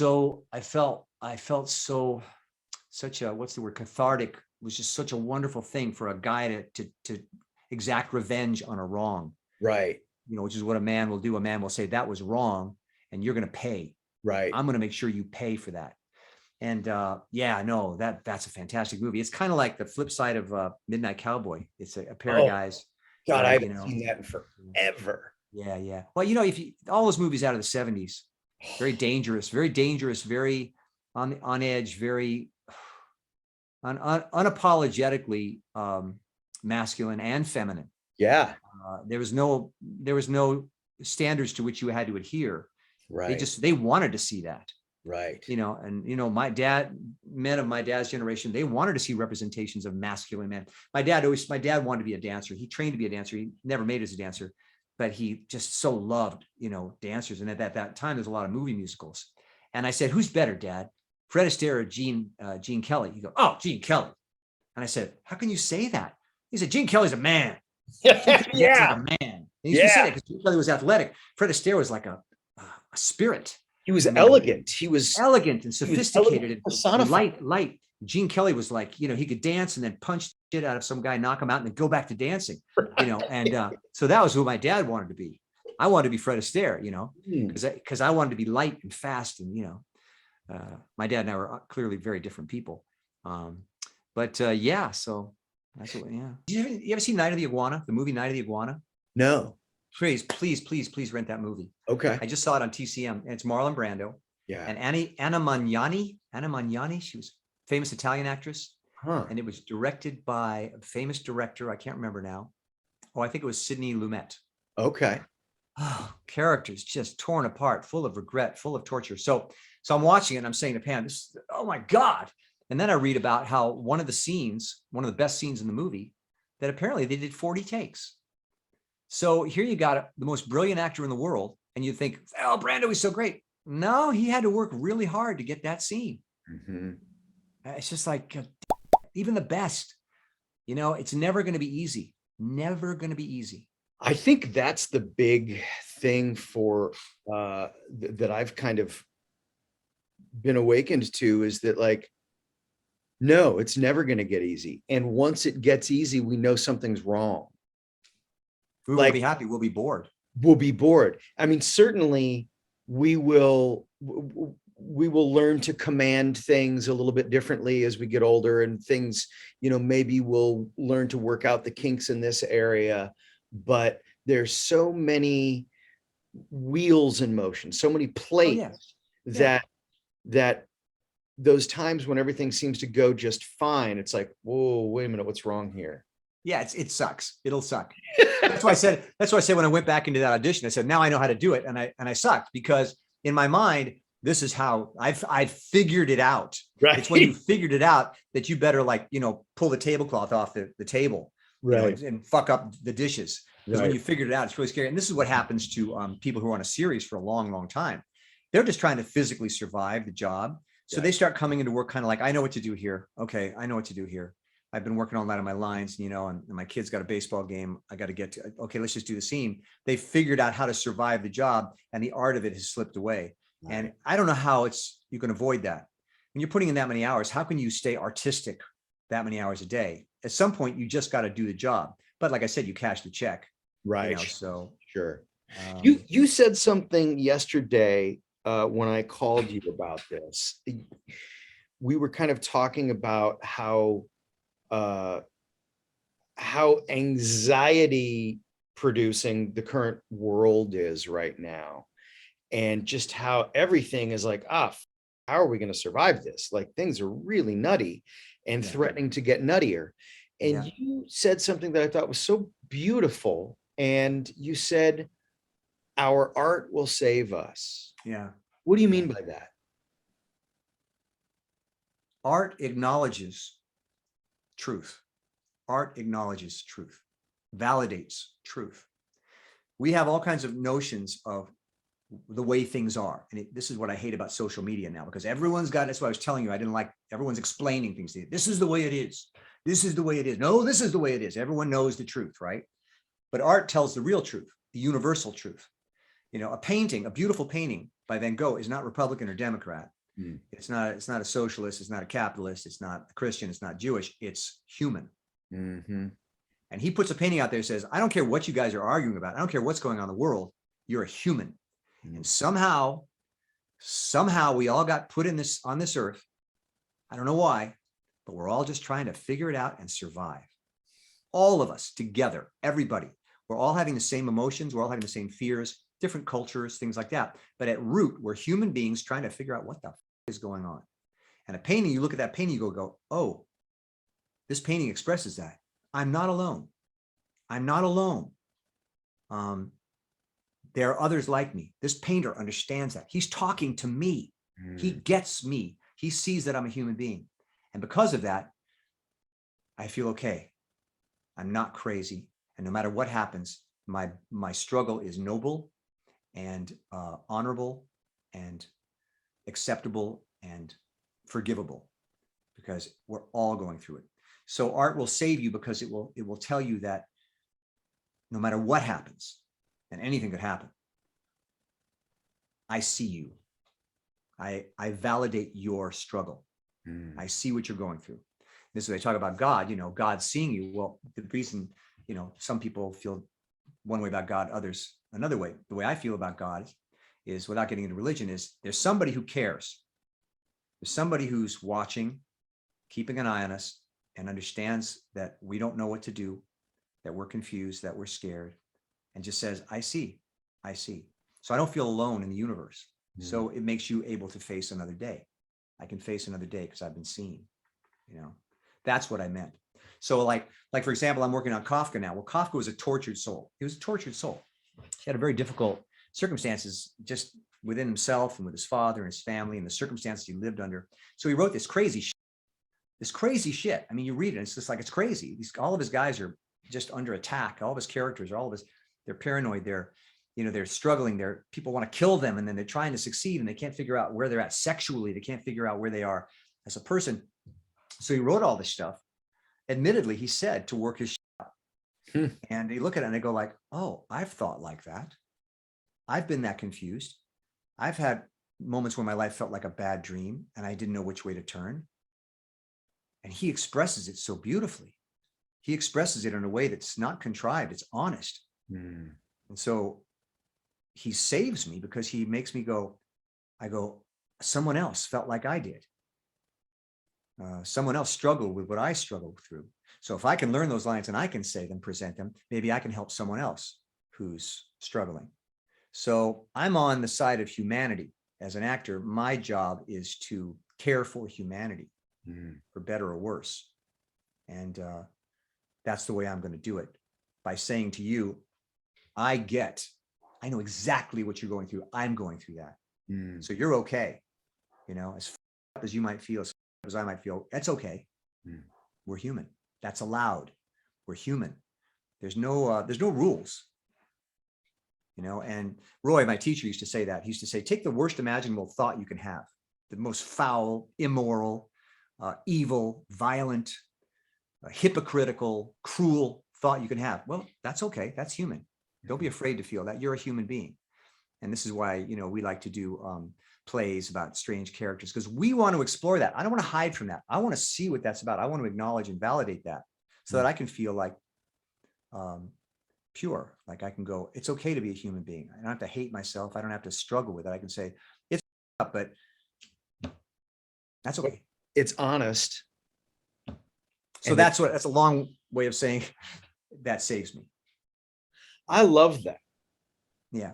I love that. And what I love especially is that you find it for you by doing the work, by not necessarily waiting for the audition to come in, not waiting for someone to go, oh, Larry might be good for this. Me? Oh, great. Okay, I'll send this in. You go, no, what do I want? What am I looking for? What in the grand shopping mall that is life, which store do I want to go into? Which book do I want to read? Which you have your own hunger, your own desire, your own thirst, your own passions, and your own beliefs and your own questions. Right. And you're not necessarily testing them against the world. You're testing them against other thinkers, feelers, the other people who thought that they might have been crazy at times, because we all think we're crazy at times. You know, we all go, Jesus, am I the right guy that Ashley should have married? Are you the right guy that Pam should have married? Like maybe there's somebody out there who is a little bit more stable, who made better money, who you all that. Maybe I can't cut it. Maybe I can't cut it. Yeah. Maybe I'm not cut out for this. Maybe I'm going to fail. I was going to tell you the other word, the three words I told you at the beginning of all this was I don't know. And the other glorious word as an artist is failure. You learn through failure. When you embrace failure, it hurts like shit. I have 3 a.m., moments when I can barely breathe. I'm like, I can't face what, I mean, I'm not saying like I'm going to, off myself, but it's just like, I can't figure out in my mind how I'm going to survive the frame of mind I'm in right now or what's going on. I don't see a way out. Oh. And scanning helps because you let go of those thought processes. But yeah, we all have those thoughts. Everybody has those thoughts. And I feel terrible for people these days right now during the pandemic, because like I said, as an actor, we kind of have unique coping skills in a way. We're going, yeah, it's emotion. That's my job. I deal with emotion. So let's take a look at that and kind of scientifically. Other people who don't have a clue are just going nuts. Right. And yeah. I've been having new challenges come to me of late. Yeah. And I don't know if it's, I think it's just kind of the world at large and everything and all the Sturm and Drang and I've been having these little bouts of anxiety and these little things. I woke up this morning at 4:45 because last night we went to the North Georgia State Fair. Fun, cute little fair. Sure. And I don't do roller coasters. I will climb 1,000 feet in a day on ropes, and I will ski and I will surf. Yeah. But roller coasters, not doing it. So we went into this little, the fun house. Yeah. And I stepped into that maze of Lexan, you can't tell because you're seeing through everything. You can't tell which direction to go. Yeah. And I started having this anxiety hit me. Yeah. And I was like, whoa, how do I get the out of here? Yeah. So I woke up again with that this morning at 4:45. And I was like, why am I thinking about this? And I was talking to my dad before you and I spoke for this. And it was, this is new. I've not experienced this before. This has happened a couple times within the last month. What's going on?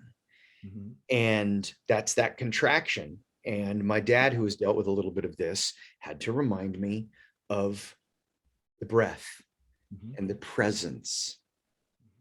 And oh man, that's not easy. When you're in the middle, like I forget exactly what it was you just said, but you put it so beautifully, waking up and going, how am I going to survive this headspace? How am I going to get past this? I don't think I can. Yeah. Right. Yeah. I mean, we're fear-based creatures. We're having to deal with a lot of fear now. Right. I mean, there's a lot of fear. So many of our decisions are based in fear. What's our instinctive response? If I go, boo, what do? You do this. Right. Contract. We contract. That's our defense mechanism, contraction. So yeah, in those moments, I'm trying to break myself of the habit. The first thing I do now when I wake up in a panic is I grab my phone, I start looking at the news, or I start looking just to distract myself. I look at stupid cooking videos or hunting videos or, and I do that. And it's a waste of time because that's a further contraction. It's trying to bring myself into another place. If I can get myself to do it, the first thing I do is start relaxing. Like your dad said, breaths are expansive. We forget to breathe when we're in a panic. So breathing is a great way to start. Deep breaths, anything to take us from this contraction to this expansion. And like I said, it hasn't stopped me having panic attacks. I relate completely what you're saying, but it hasn't given me a tool. And your dad was absolutely right. Your dad was absolutely right. It's challenged. If you have, you're a very intelligent person. Highly intelligent people have difficulty shutting off their mind. Oof. And, but you can, like I said, I've discovered you can. And it's such a relief to not, and I think my dad, he was me on steroids as far as the thought process go, but my dad loved it. He loved when he was obsessing on things. He didn't see anything wrong with going crazy, just thinking about something and arguing. He was very impulsive. He was a very angry man, a very kind of scary guy. He intimidated a lot of people. And he used to say, my anger is my fuel. He used to say that to me. And he got dementia when he was in his 80s. And it's like, I always say, it's like you blew a fuse. Your brain kind of just goes beep, beep, beep, beep, beep, beep, beep, beep, beep, like that. And then suddenly it doesn't work the same anymore. He was there, but he'd lost something. And I think sometimes he might've done it to himself. He got himself into such a state that he literally blew his own fuse. And I'm aware of that part of him in me. That's why I work so hard to balance it, because he gave into it. He didn't even think it was bad to be like all wound up and agitated and thinking. He loved that. He loved gave him fire, gave him yeah. And he when he'd get into a fight with someone, how they say, look, well, just calm down, breathe, let's talk rationally. No, for him, the solution for an argument was just to get more and more heated. I mean, there was no brakes. There was no point in putting on the brakes. This is my strength. And so I'm aware of that. And he never even occurred to him that it might be healthier for him to find some balance. So I always think of him, may he rest in peace, and think, I don't want that to happen to me. I want to find that balance. I can be agitated, I can be emotional, but I also have to know how to chill myself out. I really encourage people not to play video games, not to go on the internet, not to look at their phones. It's addictive now. We're all up, but really try to reduce it because it's all contraction. Now I want to mention something else, which I discovered kind of halfway into this journey. Depression is a contraction. We tend to think that when we're depressed, we don't want to go anywhere. We don't want to do anything. We've lost our motivation. I'm not tense. I'm just depressed. Depression is an emotional contraction. It's a pulling in emotionally. It's the same defense mechanism, but it's happening in your soul as opposed to the muscles. And that sounds esoteric, but it really is.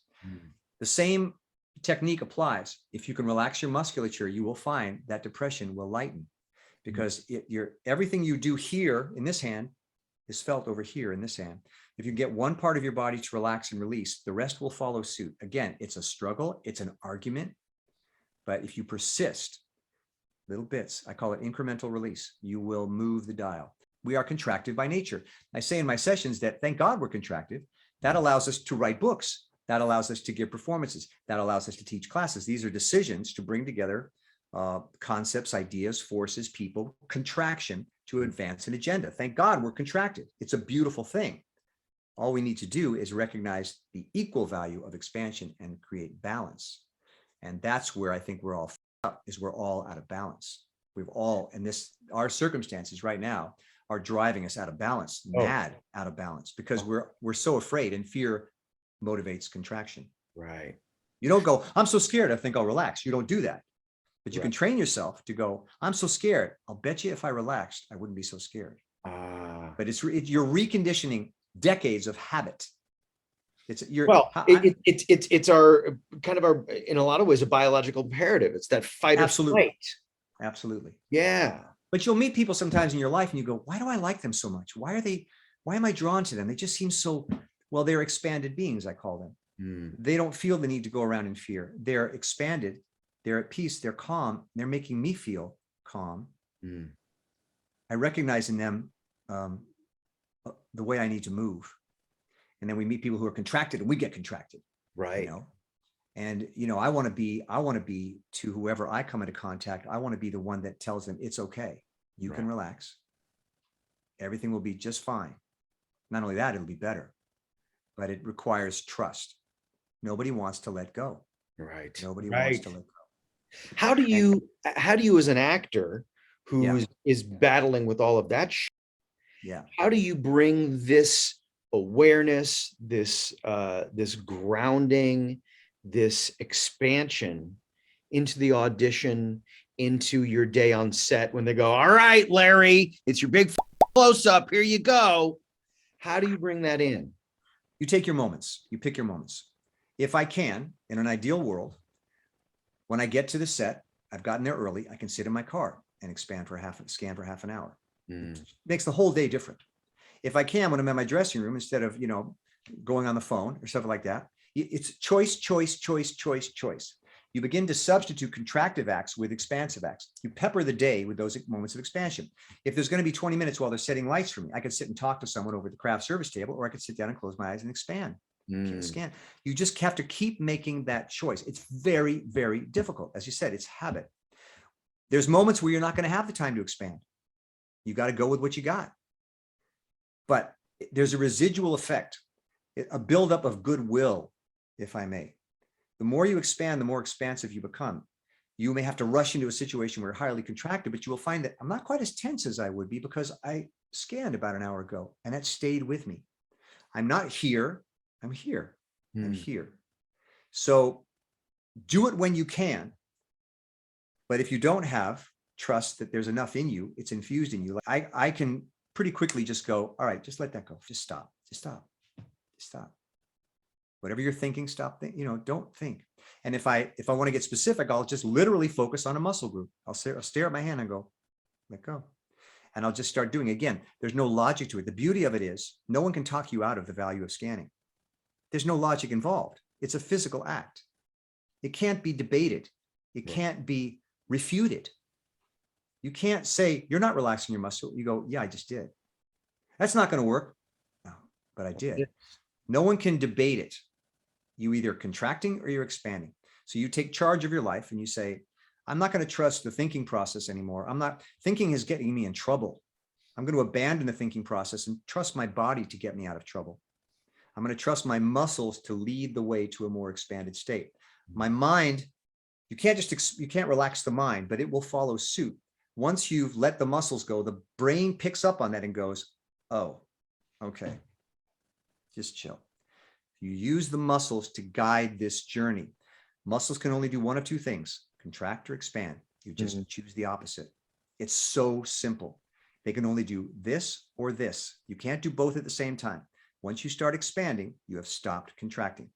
And one of the interesting acting lessons I had once, my teacher said to me, We were just sitting there, you know, do you have any doings? You know what doings are? You ever heard of doings? No. As an actor's in a scene, and as I'm talking to you, I'm doing something. Give yourself something. And it's a wonderful key to finding a scene. Because you stop thinking. You just do something physical. Yeah. You just, this scene is now about my making sure that this pen fits right there. It can't go there. It can't go there. The Meisner independent exercise or independent activity. Perfect. So it's the same thing. It's a physical act. It's not, doesn't involve any thinking. There's no logic to it. No one can talk you out of it. No one can tell you it's stupid. You either put the pen where it's supposed to go or you don't. You either relax the muscle or you don't. So that simplicity. Now it's like when I'm really worked up, when I'm up, it's hard to believe that just relaxing my shoulders or my face or my neck, I call them the muscular zones, is going to do anything. If anything, I feel like it's going to make things worse because I'm letting go of control. That's exactly what you need to do. So you have to trust the panic, that you can move past the panic and retrain your body to validate the value of expansion. You're not getting rid of contraction. You're just balancing. So I never try to convince anyone of anything.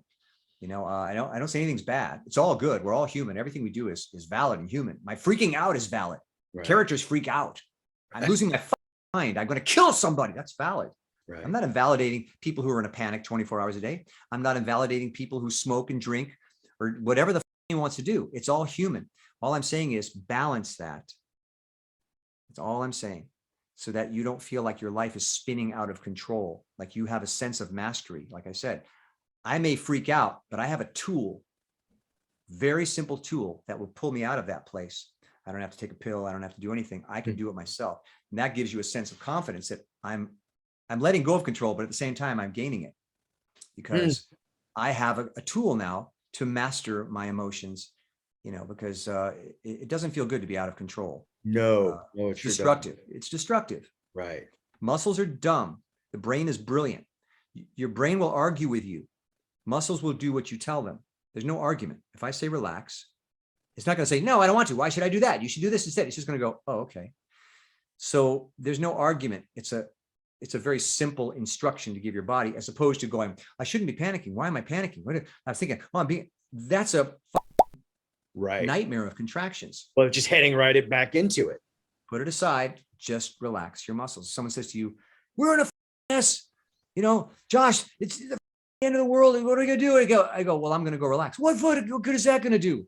Well, nothing in the immediate sense, but it will put me in a place where I can deal with that problem, as opposed to just going crazy and doing something like, you know, nuts. Right. So it's just a tool. It's a tool. How does it shift your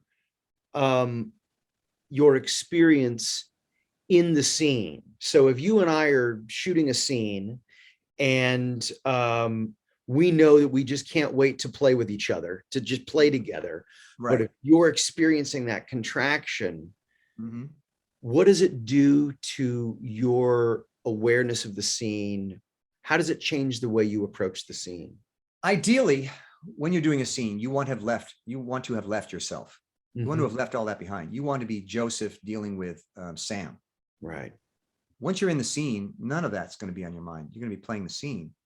That's where you want to be. Right. The scene will tell you, the scene will inform you. It'll tell you what to do. Somebody said to me, I was in a musical once and I started doing this dance as part of my character. He goes, where'd that come from? I said, I don't know. My character told me I'm supposed to dance here. You know, your character will inform you. That's why Stanislavski was right. Once you find your character, you don't need to do anything. Just live in his skin. Right. He'll tell you everything. He'll do things. He'll cause you to do things that you didn't even know you were going to do. You're the character now.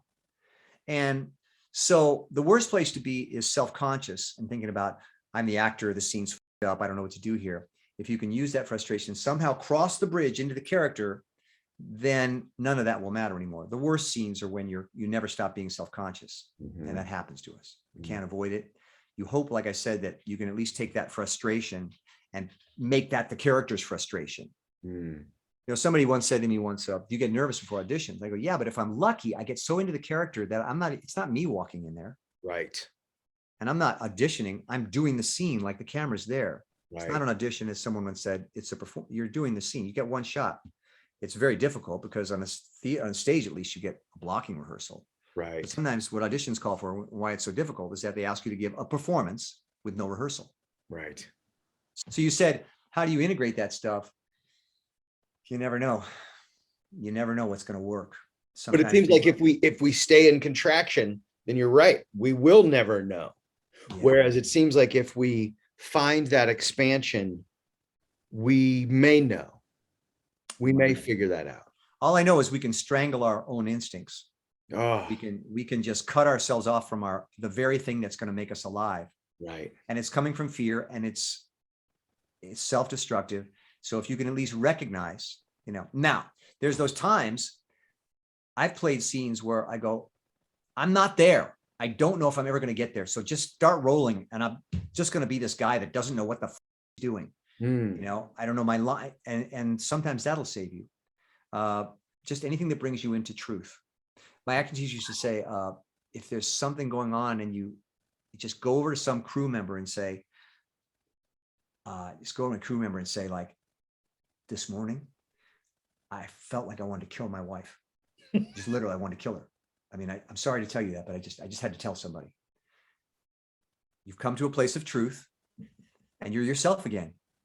You're not, you're not like off in La La Land. You're back into a truth. Right. Any truth will do it. Of course, the deeper, the more emotional that truth is, the better. So reveal yourself to somebody. And be yourself, basically. Stop trying to pretend and just be whatever the hell you are. Bring that truth to the camera, and you'll be okay. But again, we're skilled, we're glib, we're gifted at faking it. So we go to that first. It's safer. We don't have to reveal any emotions. Didn't feel good to tell that guy I wanted to kill my wife. I felt really embarrassed, humiliated, and upset that I had that feeling. Right. But that's who I am. Now roll the camera. Here I am. Wow. It's a wonderful puzzle that we have to solve as actors. And each day, sometimes each moment, each take is completely different from the previous one. Yep. Absolutely. And sometimes you run dry. Sometimes you've had like 4 or 5 really good takes, and then suddenly it's all gone. Then what? What do I do now? Yeah. Well, then you go, then I'm a person that doesn't feel anything. I feel nothing. Nothing you're saying is affecting me.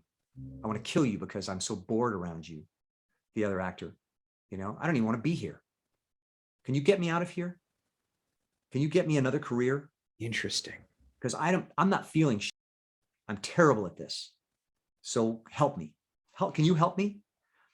Appeal to the other actor. Anything also that connects you with the other actor. Be that I want to kill you, or can you save me? Or can I save you? It's got to be a connection. There has to be, for something to read in a scene, there has to be a human connection happening. It's not always going to be there, but you have to find it. Looking at that actress and going, God, you're ugly. Jesus Christ, I had no idea. I've seen you on TV, but now I'm looking at you, anything. I've been telling my students lately, I've been saying, all right, so I'm going to be recording you. Yeah. I want you to make me the focus of your scene. Correct. That's exactly right. That is exactly right. Be other oriented. Right. Have a task. We're all told I got to feel something. If I'm feeling something, then I'll be good in the scene. No, when you're doing something, you'll be good in the scene. If you're feeling, then the audience isn't feeling. Don't suck all the air out of the room. You try to achieve a task. They will watch that and they'll feel something, because they will recognize and identify with trying to achieve a task. They know what that's like, and they'll feel something. They go, oh my God, I've done that. I've felt that way. I've tried to accomplish that. So give yourself a job.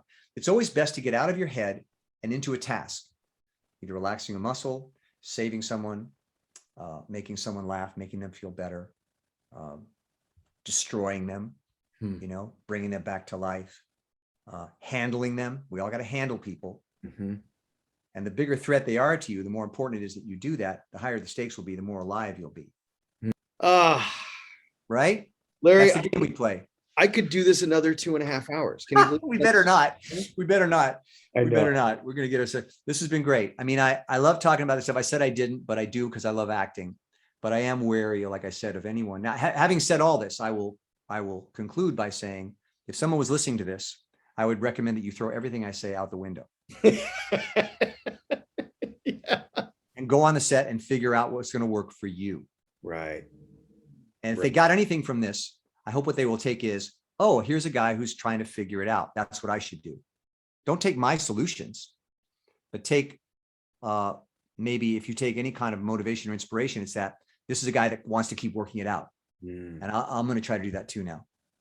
And then go do your own thing. Not only is the struggle real, but the struggle is permanent. It's ever changing. And if there's anything that we are committing to, it's the struggle. That's exactly right. That is exactly right. The solution is to keep on fighting. The solution isn't something that's going to make it so you don't have to fight or that you will always win. The solution is keep fighting. In fact, that's what my acting teacher told me years ago. I said, what's the secret? Just tell me, what's the secret? I want to be great.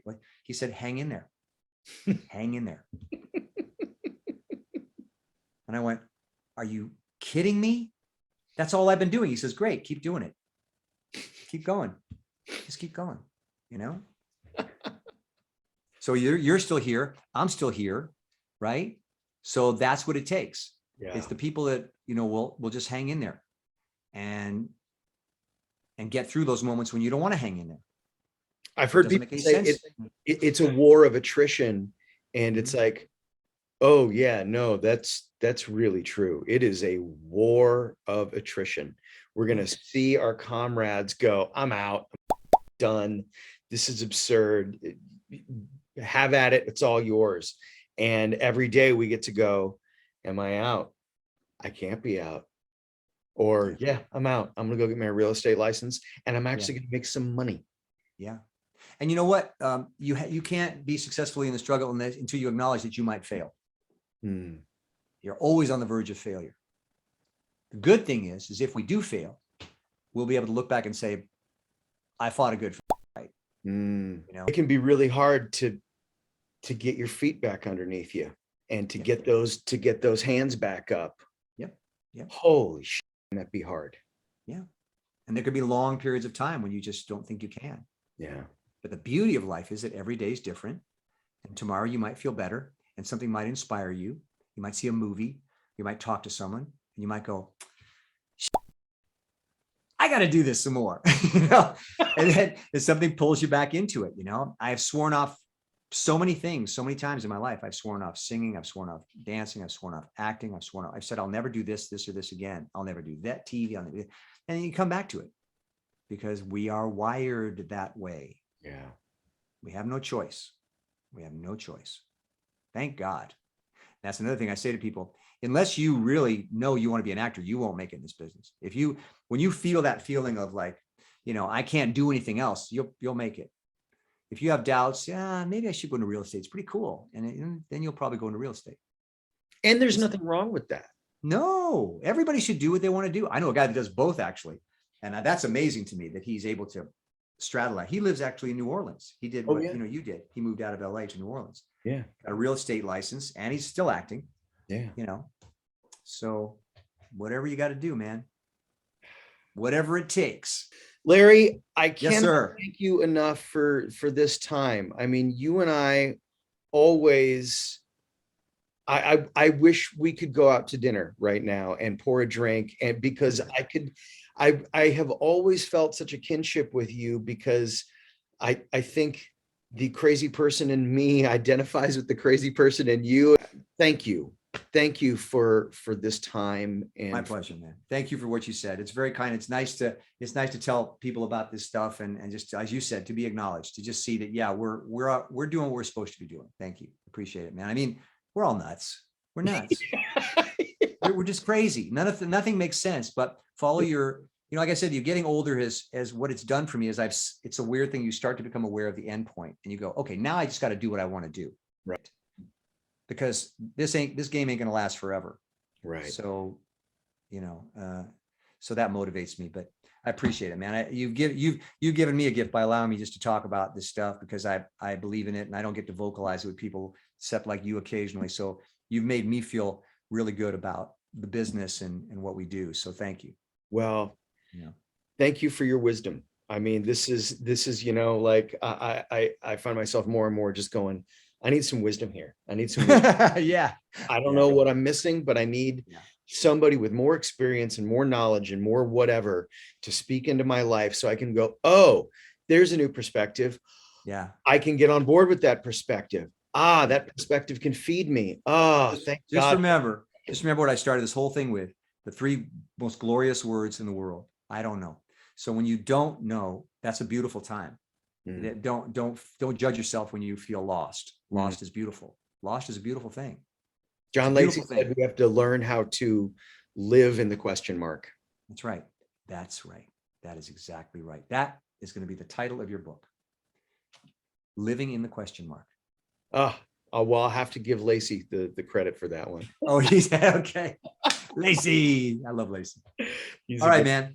I'm going to let you go on about the rest of your day. Brother, I love you dearly. Thank you so, so much. Likewise. Thank you. I love you too. And give my best to Ashley. Yeah. Give my best to her. And we will get together soon someday. Okay. I would love to have you come out here and join us. If I do end up coming out, I'll definitely call you. Dude, we got a room for you. Come, let me cook for you. All right, man. I love you, brother. Love you too, man. Take care. My best. I will. Take care. Ashley too. Bye-bye.